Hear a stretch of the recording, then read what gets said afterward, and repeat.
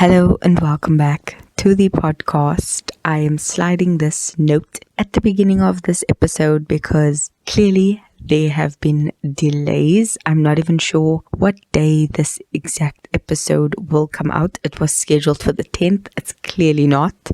So we'll see how it goes. The main reason for this was when I originally recorded this episode, there was no audio. I had about 32 minutes of silence, but it seemed like everything was working, so I've had audio issues. Once I did get the episode recorded, there was disaster in terms of trying to edit it with the builders that we actually had. We had people working on our roof and there was literally no time for me to do it. So for about 2 weeks we had people working on our roofs in the evening, and during the day I would work.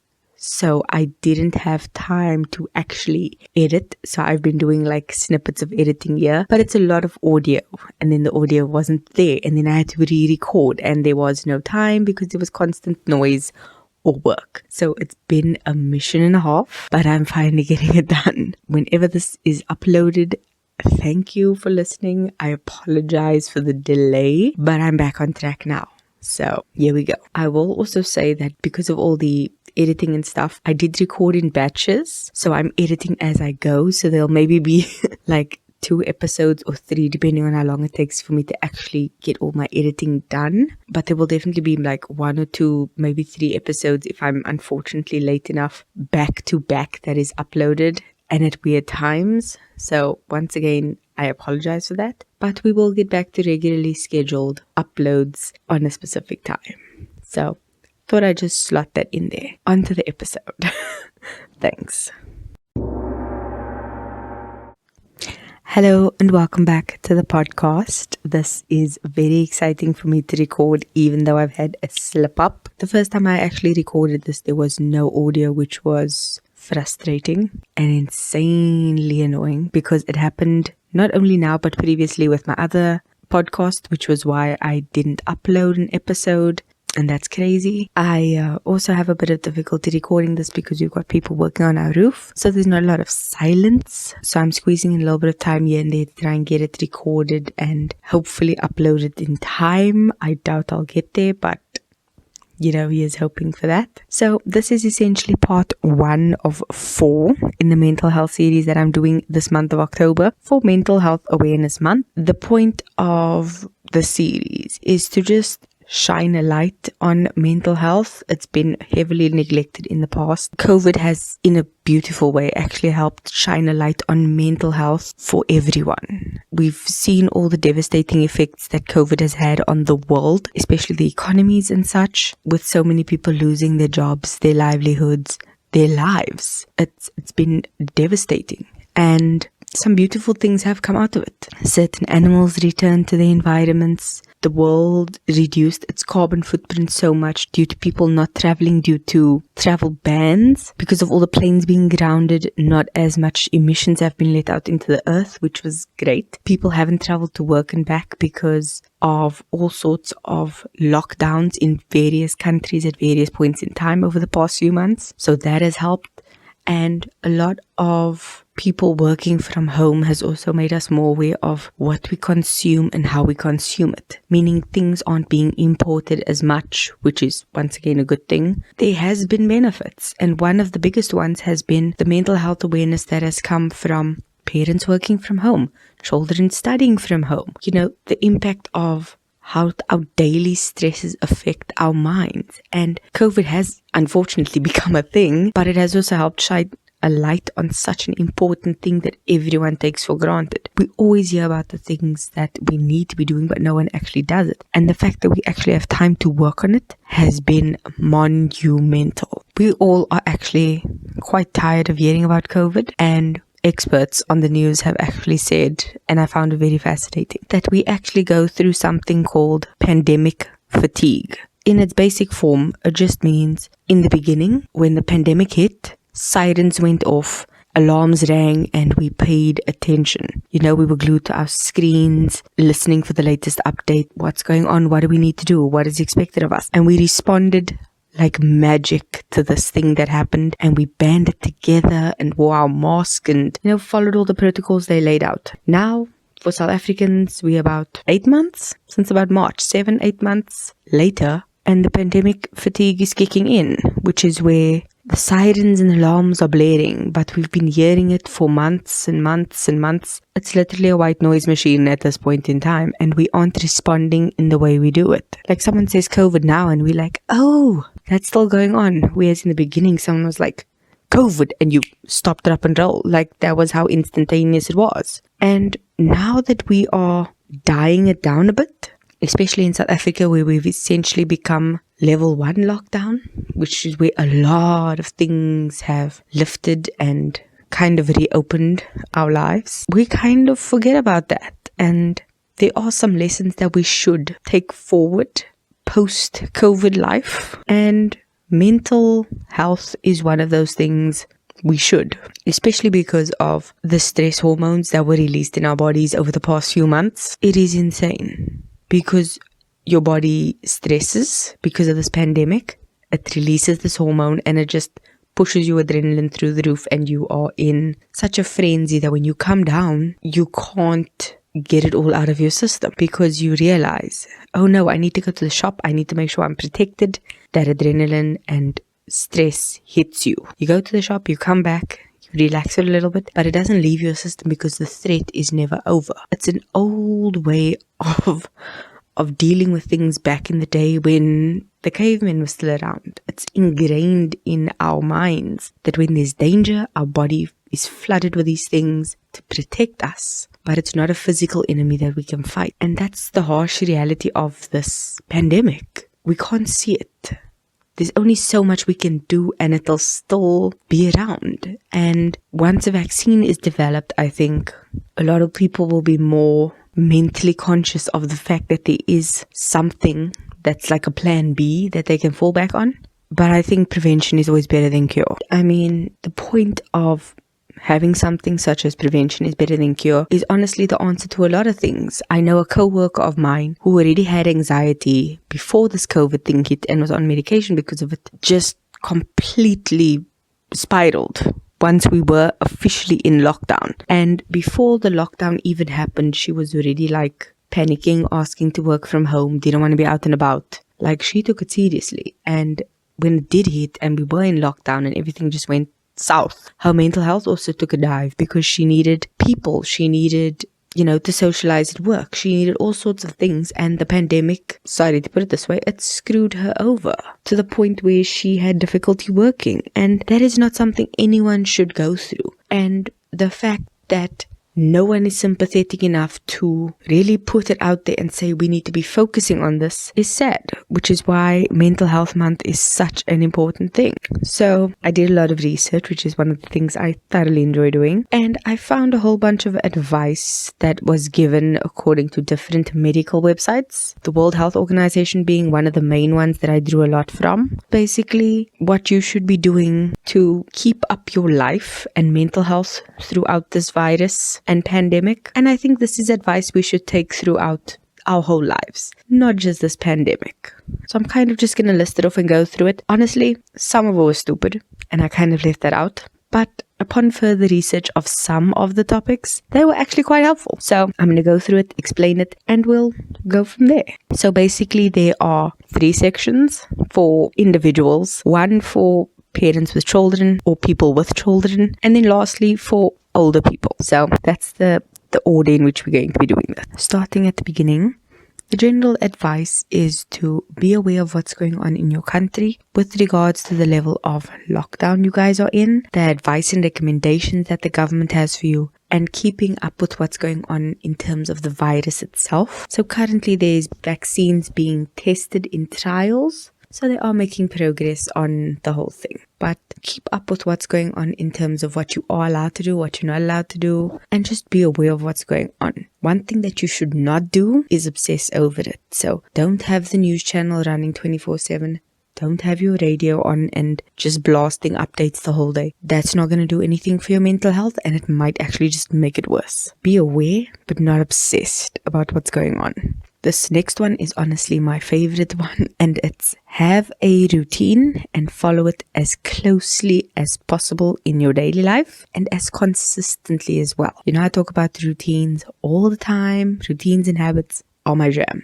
And this is something that I definitely feel is important, especially post-lockdown virus life, because we've had to change everything and we can't go back to the way it was before. So we're going to have to make something new and better. So kind of think of it like life 2.0. You survived, you moved on, and you're coming out better. And that's kind of what this whole lockdown has been. It's kind of been a caterpillar weaving its cocoon, and once you emerge, you'll be a beautiful butterfly, hopefully. Routines. I mean, figure out your routine, especially if you haven't had consistency. Maybe this is just the right thing to help you. Figure out what your routine should be. People don't travel to and from work, and that saves them a lot of time in their day. I know it does for me. So having other routines to fill that time is a brilliant idea, especially if you've been planning to do certain things like exercise or meditate or do anything like that that's going to boost your mental health. Working it into a routine is brilliant for you. And this also counts for your workday. Having a set routine for your workday is a brilliant idea. It's going to keep you on track, and it's also going to make sure you get up, you get dressed, and you're not in pajamas all day, because that's not good. Like at all for your mental health. Not only is the routine itself important, but the consistency of that routine. It's almost like sleep. If you go to sleep at different times every night, you're going to wake up at different times in the morning and you're not going to feel rested. Try and do things in a habitual and routine way in order to create some consistency so that you can at least have that feeling of security in that, especially since this virus has pulled the rug out from under us. Having that routine is going to give you a sense of control where you currently feel out of control. That's just going to make a whole lot of difference, especially to the mental health game. You also don't have to overhaul your life if you don't have routines. Figure one out, start slow, think of what you do on a daily basis and in what order you do it, and you'll find you might actually have a routine. If you don't, try something new. There's literally a book called My Morning Routine. I cannot recommend it enough. It is a brilliant book. I've actually passed it on to my mom, so I don't have it near me, but it's the best book. It's got morning routines, evening routines, a website that you can look at. It is brilliant. And it just helps you figure out everyone is different and everyone's routine is different. But you can maybe just incorporate some things or try your own as you go along. Funny enough, the next step I have on my list is get up and go to bed at a similar time every single day. The research behind it is actually all about mental health and brain function, as well as improving your physical health, not just your mental health. If you are someone who has a whole lot of trouble sleeping, very much like myself, try and get a sleep routine going. And a lot of things around this involves dimming the lights, staying off technology, maybe having soothing sounds playing in the background, whatever works for you. Trying to get in a certain zone before you go sleep to try and just help you get there, and doing it at the same time every night. Like I said, going to sleep at different times every night is not doing yourself any favors, and waking up at varied times, not good for you either. So do that. Me, I try and get to bed at the same time every night. Sometimes it's harder to fall asleep, other times not. Funny enough, last night my mom actually made me hot chocolate before I went to go sleep. Knocked me out. Highly recommend that. Maybe not every night, but every once in a while. Works wonders. I literally had sweet dreams, so will not recommend that enough. It was amazing. But another thing is there's an app called Better Me. Brilliant sleep sounds, meditations. It'll definitely help. The next one I thought was very odd, but reading it really just opened my eyes. And the tip is keeping up with personal hygiene. And this would be something that actually seems obvious to a lot of people, but personally thinking about it, people don't even have access to clean running water.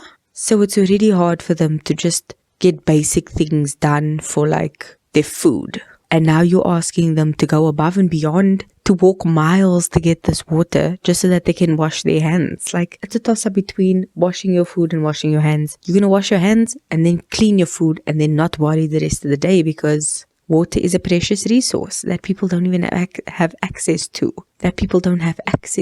I mean, There's a place, I can't even remember where it is. I saw it on the news. They are fighting with the government to give them water because they are currently sharing water that they fetch from a river that the animals drink out of. There is no water for them. And that's what they have to do. And that is inhumane.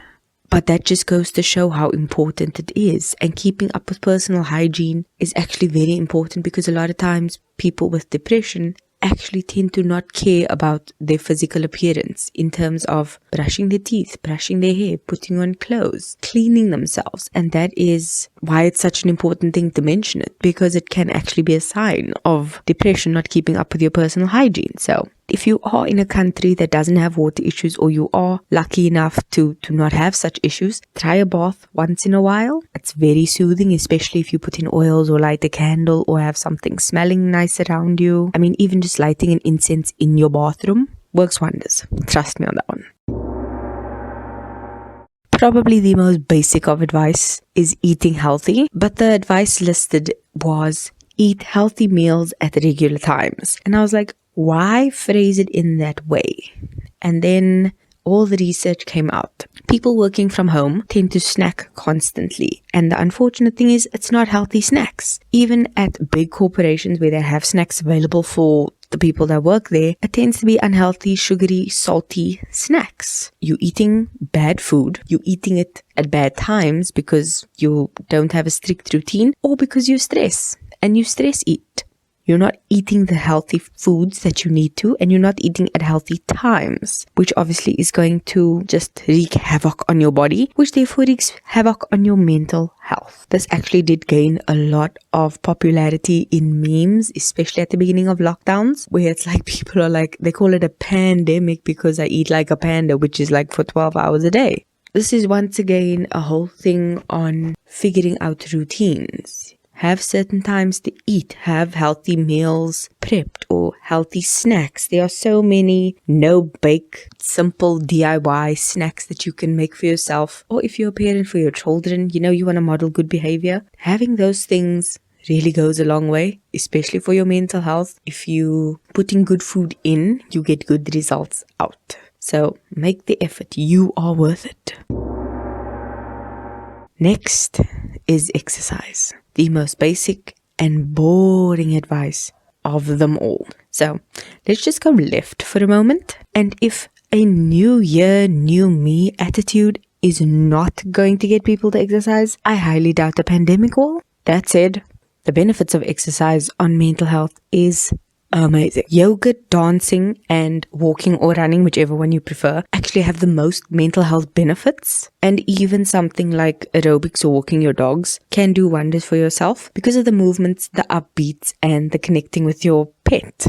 So there are a lot of benefits to doing exercise, even if you may hate it. But starting out slow is always a good idea. And it doesn't need to be every day 5 hours. It can literally be something as small as walking around the block or walking your dog every day, building up to something more intensive twice, thrice a week, and going from there. You don't need to still exercise every day, just a few times a week to get your body moving. I mean, even stretching every day is brilliant. I know I did a yoga challenge, I think last month. I didn't mention it. I don't even know why, but I did. And the benefits, not only to my physical health, but my mental health were amazing. And that's just, I think, because one, yoga does a lot of things. I incorporated meditation with it as well, and I still love both of it. But the overall effect of moving my body every day was just insane. The next one is more of a balance orientated tip, if you can put it like that way. It's to allocate time for working and for resting, which essentially boils down to your routine. Have strict working hours and have downtime. Just because you work from home doesn't mean you're on call for 24 hours a day. And this is honestly one of the trip-ups I had, especially at the beginning, because I would stay late to do things, even though I wasn't at the office. I would take phone calls out of my working hours, which was not fair. So I actually ended up having a difficult conversation with my brother about it, because he's like, you are working way too hard. Like, this is not on. Afterwards, I was able to put up better boundaries, not answer calls. If anything wasn't done, tough, it's out of my hours, And I had to be okay with that. Because when it happened at work, it was fine. I could cut off. But now that I'm working from home, I had difficulty cutting off. And my brother helped me realize that. And it was something that I needed. And I'm much better at it now. But that's just what we all have to go through with this thing. And it's sometimes we're going to mess up. Some things are going to be difficult to adapt to. But it's the new way of doing things. And we're going to have to just get through it and hopefully learn to get better at it. One beautiful thing of that is we make time to do things at home, or rather to relax better after work. So making time to work is just as important as making time to do whatever else you want to do. So that means doing a hobby, working on a skill, just binging in front of the TV. And it's entirely up to you, because you finally have a bit more time, especially if you are someone like me who did travel long distance to get to work. The hours I've saved have been amazing for my sleep. So I'm honestly terrible at watching TV shows, but I'm getting there. I'll probably make like a thing. I'll probably do a podcast on things that I've liked this year or what this year has taught me. And I'll probably include some of my favorite TV shows. But yeah, that has definitely been something that I've definitely done more of, especially because I don't have to get up early. I don't have to come back late. It's been fun, like very, very fun. Lastly, to wrap up this list, it's what I just said, but weirder, which is make time for the things you enjoy. And this one is more about looking back at all those New Year's resolutions that you made and seeing that, oh crap, yes, time has flown and I haven't done anything. So maybe you did, maybe you didn't. But maybe there were things you were planning to do that you didn't get to, and maybe now's the time to actually do some of those things. Being aware of certain things is very important, and this is where the whole parents and children thing comes in. Social communication and touching base with people is going to be a lifeline, and I think it's something that we can still continue to do. I mean, honestly, petrol is expensive, so calling someone or texting them, much cheaper, but also it's going to also just mean a lot to that other person. So maybe that's something you should do, and especially if you're a parent, modeling that behavior for your children is an awesome idea. And that regular communication is going to go a long way post-COVID, especially when it comes to all those things that we want to do. You'll have it in the bank. Another thing to be aware of is screen time. I know that we tend to have a lot more time indoors, and the best way that we have found to preoccupy our time is computers, PlayStations, TVs, phones. Like, there's no fear of running out of, battery life. People are going to take advantage of that. So being aware of how much time you spend on your screen, I think, is a very important, or screens, and trying to limit that as much as possible. Like I said, work on those hobbies, work on your health in any way that you can. And we've got all sorts of things that have been upgraded to actually be like, do you know how much time you're spending on your phone? Like, there's an app for that, and it's horrifying, but it's useful. Try and, like I say, build it into a routine or a schedule and be like, I'm only going to spend this amount of time watching a show, or I'm only going to play for this amount of time, and limit it as much as possible, especially before bed, because of all the blue light. So keep that in mind. One way to do this is actually to develop non-tech hobbies. So reading, writing, gardening, exercising, I don't know, things that don't involve technology and blue light. Always going to be a good thing. Think about that. One thing for parents to also keep in mind is routines for themselves around their kids and their kids' routines as well. I know my sister's routines have been severely thrown because she goes to school on and off, almost like a worker on a schedule that's rotating. So she'll go 2 days this week, 3 days next week, and then on and off, back and forth. And that is hectic. So she's 1 day at home, 1 day at school, so on and so forth. And that can be crazy, but we have a routine with her. We get up at a certain time, get out the house at a certain time. If she's not going to school, she gets to sleep a bit late, but they still get up. This is your time to study. This is your time to relax. And she's a very independent person. So I think that is a benefit. But having routines around children are very important. And even post-COVID, pay attention to them. Because while they're at home, they maybe do want a lot of attention, especially in the pandemic. And they need that just for their own security. But having a set routine with them where you actually spend time with them and can reinforce that going forward is going to be really great. Build certain habits with them and routines with them. I know we do a movie night either Friday or Saturday, and we tend to watch an episode or two of a series during the week, and that just kind of like is something we all share, and we do speak to each other throughout the day, even on weekends. So it's always fun for us to communicate. We can talk a lot, hence the podcast. But that aside, we do enjoy talking and having conversations and things. So that is something we do. And having something you can build now for post-COVID is going to go a long way, especially when it comes to communication or playing board games or things like that, you know. Try to not get them hooked on a screen, but rather to talking and engaging with people. And this is definitely something very similar, which is what I'm going to advise on next with the older adults. Keeping regular contact with loved ones, especially older people, is a very important thing. Offering them help, finding out what they need, doing what you can, because sometimes we neglect the elderly, and that is a whole thing for me. I have my own issues with it, but it's something that we all need to address, because one day we'll be old and we will want someone there to help us and maybe just call us and talk to us or bring us some groceries or, you know, just spend time with us. So kind of think of it that way. Mental health is different for everyone. Some people have their own ways of coping with it, which are completely positive. Others do a 360 and just spiral. And your mental health is your journey that you need to take, and you need to figure out what works best for you. Sometimes it's yoga, meditation, retreats, smoothies, veganism. That's fine. Other times it's just having a therapy session once a month and moving on. You do you. That is all I have for this week. Thank you for listening. Have a great day. Love you. Bye.